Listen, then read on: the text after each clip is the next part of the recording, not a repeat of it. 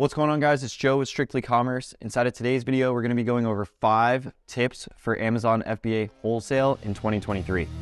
This is amazing. Amazon FBA, behind the scenes. This is the business. Right here in the grid. Fuck it.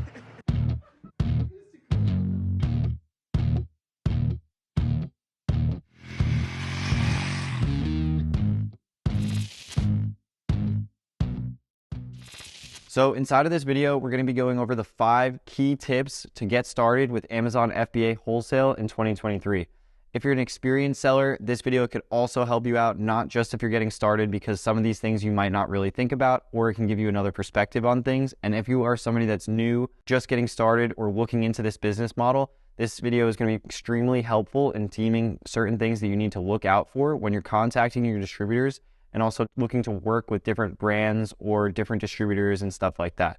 We're going to be going over the 5 tips that I think are crucial in terms of what you need to be doing step by step in order to actually succeed with Amazon wholesale, get your foot in the door, and scale if you're already doing so. There's always room for improvement, so stay tuned for the entire video, and there is a bonus at the end with an extra tip too that could change things for you for the better. So the first tip is a pretty obvious one. It's just that the fact that with wholesale, you do need to get an LLC or an EIN in order to actually get started with this business. I know for a lot of you guys, this might seem super obvious, but for some, they actually don't get it. And we've gotten this question a couple times. You do need the LLC or some type of corporation to do wholesale. Although there are a ton of benefits of getting started with an LLC, a lot of people overlook this and don't really think they need one. Or, there's other types of models such as RA or OA where you can get started without one. For wholesale specifically, these distributors that we're looking to buy from are B2B only, meaning they only sell directly to other businesses and they're not willing to work with you if you are an individual. So just having this LLC/EIN number, and also even some, bonuses like having a professional email address, for example, having like joe@strictlycommerce.com or having, alex@alexscompany.com. That makes you stand out when you're contacting distributors, and that could be helpful. An additional thing that kind of goes along with this topic is also having some sort of website set up. This is definitely not a requirement to work with a lot of these distributors, and most of them don't even care, so it would be a waste of time. But there is that select, 1 or 2 that might actually be looking for one, and having that set up for like $200-300 off of Fiverr, or if you spend the time to do it yourself, will be super helpful. And down the line, if you utilize this could set you above the competition in terms of the sellers that are not willing to do so. Also, contacting distributors with a professional email address helps a ton because it makes you look like you know what you're doing. It makes you look like you're an actual business compared to somebody with just some, stupid Gmail account or something like that with a silly name. Having something professional does help, will help you stand out, and the 5-10 minutes it takes to set up will not hurt you. The second tip that I have for Amazon FBA wholesale is the fact that you do not need 100 plus distributors to actually make money with this business. In fact, it's better to have less, and here's why. A lot of you guys think that there's a ton of different distributors. I've seen this specifically in the Discord too, where, you guys are saying, hey, there's a ton of different distributors that I'm looking through. None of them seem to have that big gem, or, they're not the ones. And the thing is, they could be, and you just don't know it yet. You don't need 100 plus of these or even dozens of them to get started. You really need to focus on getting a couple accounts open up and getting orders placed in. So don't think that you need quantity of like 500 different distributors to get started. You really only need 5 or 6 or so to really get your foot in the door. The thing is, to get those 5 or 6, you do need a list of a bunch of them. And that's where the misconception comes in, that you need hundreds of distributors. You really don't. And in reality, you're not going to be able to manage purchase orders of 20, 30 different SKUs from 100 different distributors. It's just unrealistic, especially as 1-2-man team like you're getting started. You just need a couple to get your foot in the door and start placing orders, and you'll start to open up more accounts as time goes on. You don't want to start off by trying to have 100 different accounts open, because you're never going to get that first PO out. Focus on getting a couple, get a good list of a bunch of distributors to work with, and then narrow that list down to who's willing to work with you and get that purchase order out. Don't go and look to try and open up 100 plus different accounts off the rip. It's going to be too hard for you to try and focus on, and you only need quality over quantity in terms of distributors. One account can completely change things for you, and that's completely overlooked by a lot of sellers. The third tip that I want to talk about is actually really important, and it's something that I see all the time in this space. You need to do some business to verify if the distributor is going to be good or bad. You're not going to know if they're good or bad just off of looking at their website. So the thing with this is that, everybody thinks like, oh, their catalog shows that they have nothing that's profitable, and, I'm just going to write them off as a bad distributor off the bat.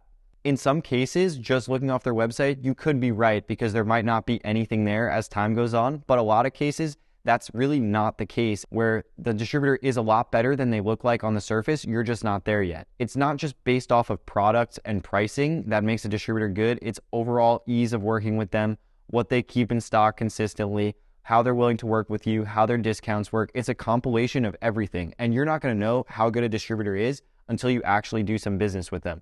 You're not going to get top tier pricing off of a $1,500 purchase order being some random person the first time.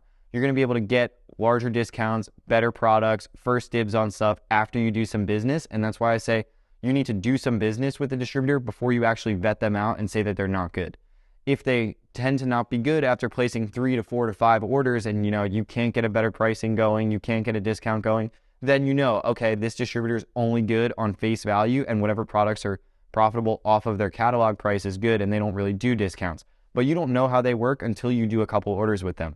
Another thing is with actual stock, meaning that if you place a $5,000 PO and the distributor comes back at you and says, we can only fill $1,200 of that, you won't know how much stock they have or how accurate their catalog is until you do some business. So you have to kind of do some business to actually know, okay, these guys are viable, or okay, these guys are not viable at all and I can't work with them long term. But you're not going to know that until you place some POs. So instead of just saying, oh, all the pricing sucks on everything, find a couple products, get that MOQ up and place the PO, run them through your Amazon and see how they do. If it sucks and then you can't do any better with it or you can't get a discount after a couple orders, fine, kill it off and work on a new account. But if you can and things start to look better and you're starting to place larger and larger POs and the distributor starts to work with you more, then that could be something viable that you could start to make a ton of money with, and you'll find out that that distributor is better after doing some business with them. The fourth tip that I have for Amazon FBA wholesale is you need to call your distributors. Just sending them an email is not enough. They get hundreds and hundreds and hundreds of emails and even hundreds of emails just from random Amazon sellers that are looking to get their foot in the door. If you want to stand out, call them up, let them know who you are, and actually get to know your rep. Know your rep's name, know how they operate. Talk to your rep after you've done some orders. Hey, let's say my rep's name is Alex. Hey, Alex. Hello there. Is there any SKUs that your sales manager is, trying to get you guys to move or there's some type of incentive on? Or, hey, Alex. Hello. How do you guys work in terms of your commission on orders? Are you getting paid off of the overall order? Are you getting paid on moving the SKUs that your sales manager is pushing to you? Call them up and see how they actually do business, because that's going to help you push further along down the line in terms of how they're going to work. You can make a little note in your asset sheet. This distributor or this rep works off of overall order size. So I'm going to want to place large POs each time so that way my rep gets my attention and maybe I can get some discounts. Or this distributor, they get paid on all the stuff they can move that their sales manager is pushing. So, if I try and call them up and see what stuff they're looking to move, and if I could do something with them, even if it's not something great for me, that's going to open up the door. You're not going to find stuff like this out over email. You really need to call. There are some instances where some distributors would prefer you to email. This happens a lot in the larger distributors where your rep might have 300 and something clients. But for a lot of the ones, they do prefer the phone call. Call them up and ask them what they're doing on the weekend. Ask them what they like. Find some common ground in terms of things that aren't just wholesale, and that will help you stand out. If you become friends with these guys, it will help you out long term. Did we just become best friends? Yep.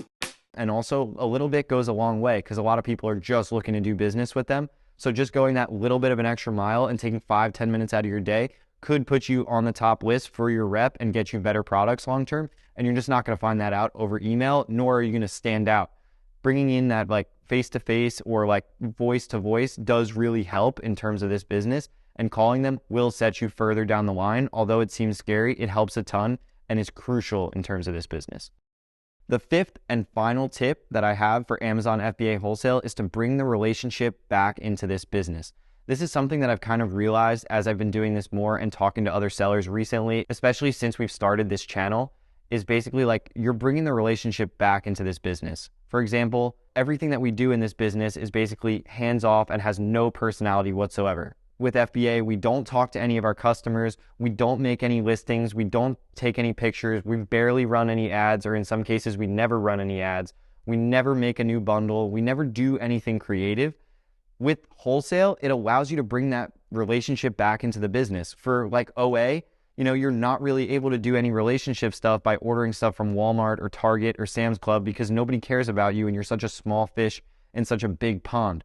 Bring that over to wholesale. If you find a small distributor and you bring that relationship in with your rep, you could be his top buyer or his go-to buyer for closeouts or his go-to buyer when they bring a new SKU, or he could try and bring in SKUs that you're looking for. Utilizing that relationship to the advantage is key, and it's like the only piece of this business that allows you to have relationships other than freight and, other sellers, as well as like just random people that you talk to. Most of the stuff isn't relationship based. Utilizing that to your advantage will help you out a ton.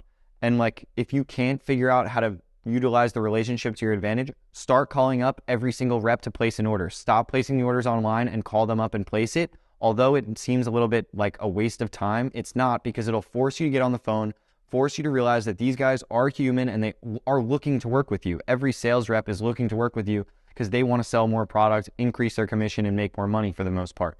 Utilizing that relationship helps a ton. And like with this business, there's really not much else that allows you to be personable, allows you to be creative. And this is that one piece that you can. A little bit of a bonus, or like a sixth tip that I have, is don't just target the largest brands. Everybody's selling P&G, everybody's selling Clorox, Dove, all that stuff, and you're never going to get the best price for that product. Look into brands because they could help you out tenfold. One, contacting brand directs is a different ballgame, and eventually we will make a video on that. However, contacting brands directly, even if you get a no, you can get distributors off them. So if you look at a product that you have and you see the number on the back, call it up. And if they won't work with you directly on there, ask them for a list of distributors, because they will give you that list of people that are willing to work with you. And then that's more distributors for you to find without actually doing any work. If you're searching for brand directs anyway, and you call one up, you might as well ask them. If they say no, ask them what distributors they work with. Just a little bonus tip to help you actually maximize your potential. And don't overlook the smaller tier brands that less people are looking at, because those tend to have more money in them, even if there's less demand. And there's more opportunity for you to have a larger portion of the sales because there's less competition on those listings. So I hope you guys enjoyed this video about the 5 key tips plus the bonus in terms of Amazon FBA wholesale in 2023. We'll see you guys in the next one, and thank you for your business.